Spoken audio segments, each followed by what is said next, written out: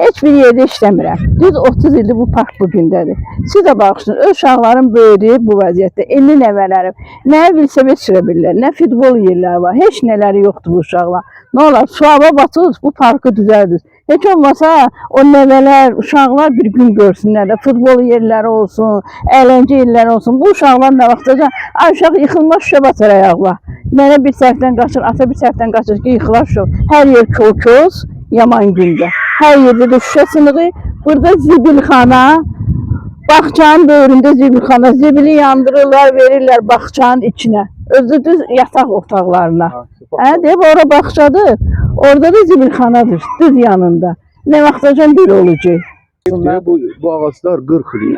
Çoxdanın, çoxdanın 30 ildən çoxdur bu ağaclar. Bura nədir ki, bizim evin yanına baxırdın, orta tərəflər görünmürdü. İndi bura bütün meşə idi, meşə, bütün ağac idi.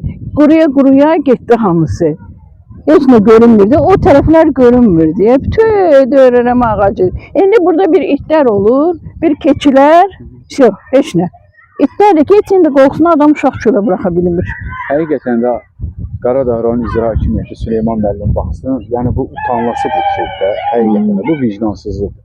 Bu cür ağaclar məhv olub gedir. Əlbəttə. Ərazi var, hər şey var, sən bərpa etmək lazım.